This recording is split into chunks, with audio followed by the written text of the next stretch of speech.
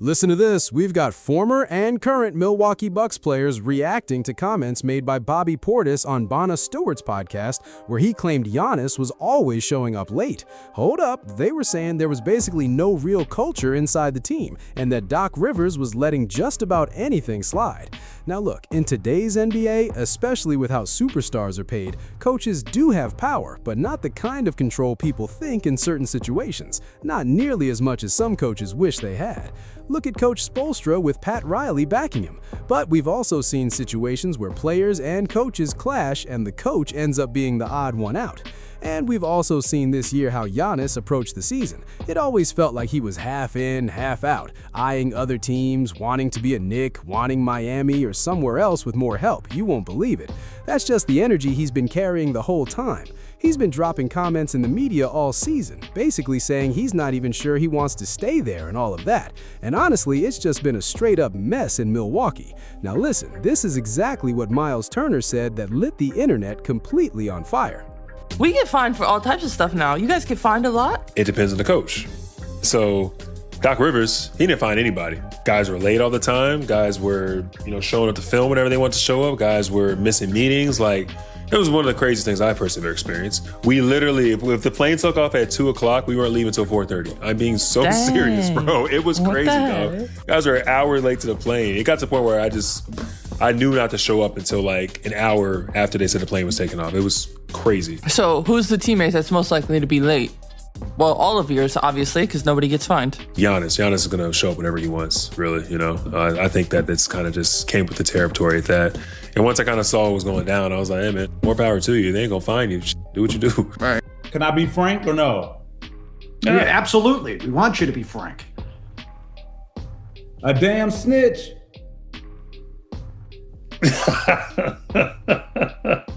What? I've played on the Bucks. I've never seen Giannis late one time. I played for the Clippers with Doc Rivers. I played for the Bucks with Doc Rivers. Doc Rivers was a player in the past. He's very lenient, right? He's very lenient when it comes to practicing. I don't hear people complaining then when they got days off, right?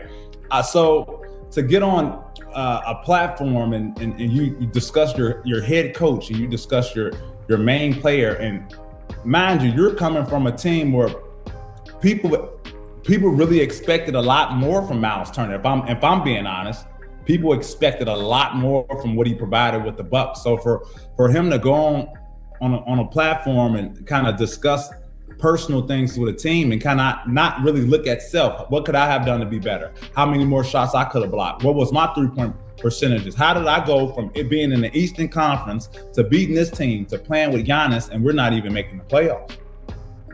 Right? I think it's an issue there.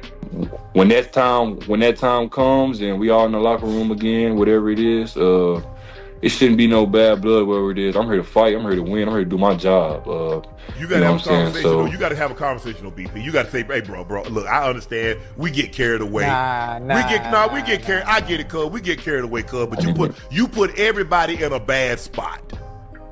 Yeah, for sure, though. Definitely. He put everybody in a bad spot. Definitely did. I didn't like that. It was a lot of media. Like my mom and one of my best friends had sent it to me around 3:30 p.m. Central Time, bro. And at the time, I looked at it and I said, I'm like, damn, all right, cool, But then I kept going back and looking at it. You know what I'm saying? I'm like, damn, that shit is kind of bad.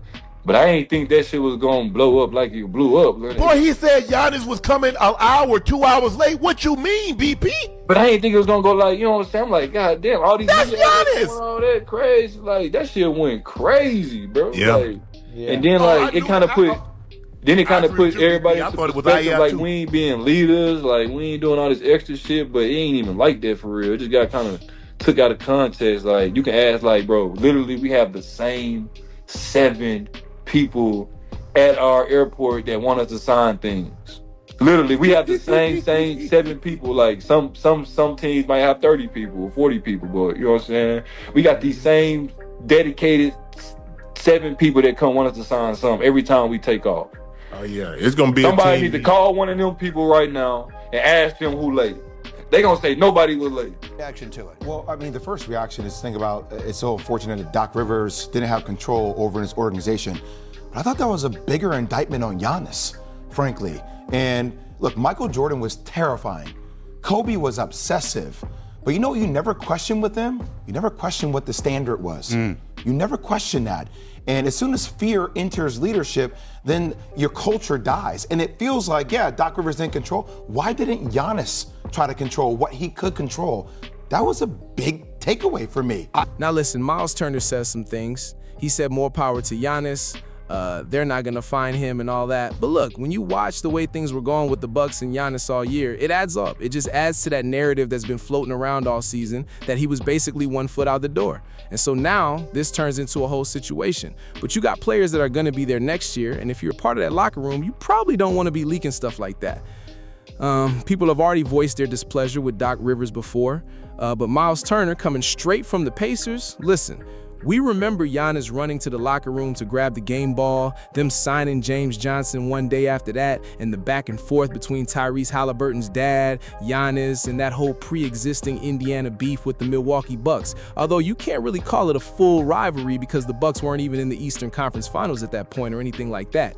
But even Dame, when he was there, his issue with Halliburton and him telling him to be humble, and just a lot of tension in the air. It seems like Myles Turner didn't get paid what he wanted from the Pacers, but he's still a Pacer at heart and has some feelings toward the Milwaukee Bucks. That's how it's going to be perceived by the masses. Whether it's right or wrong, it feels like he's still not fully seen as one of the guys in that locker room.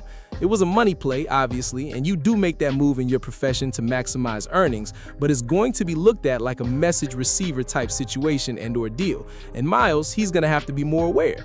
You've got guys like Bobby Portis in that locker room. Giannis probably won't be back. We know Doc won't be back, so those two guys won't be back. But honestly, you still have to be more productive. He's a strong rebounding big. He wasn't making threes at the clip we expected to see. Very stiff on the offensive end at times, and this is the same reason Indiana didn't want to pay him. They feel like his final performance was one of the reasons they couldn't get over the hump. And so again, man, they're going to have to sit down and have a meeting with him, the team leaders, more importantly and specifically, probably someone like Portis, if he's not dealt. We've got to wait and see who gets dealt along with Giannis. You know, they already paid Myles Turner. And now who's going to take on that contract after seeing how he played last year? He's not getting any younger, and he's not going back to who he used to be. This feels like the new norm. So yeah, they've got a lot to figure out over there. And people like Pat Bev even said he feels like he's a snitch, like you don't bring that stuff to the media to digest. But one thing's for sure, Giannis, if he tries that and ends up in Miami, there's going to be some public clashing, and it could confirm what Myles Turner is saying. So he's going to have to conduct himself differently. And I don't like a lot of the things Giannis was doing in his last year in Milwaukee, whether it was how he acted during timeouts, getting mad at teammates, or slamming things on the bench. Those guys were giving it their all, and at times playing better when he wasn't even on the floor, kind of in and out of the lineup. And I wish he had handled that better, especially since he brought them a title and all. If you're gonna leave like Kevin Garnett left, where you still gave your all, went to the organization, said I need a trade, and tried to win somewhere else. But you can leave gracefully without doing some of the things he did this season. Let me know what you guys think in the comments. Don't forget to like, share, and subscribe. Till next time, peace.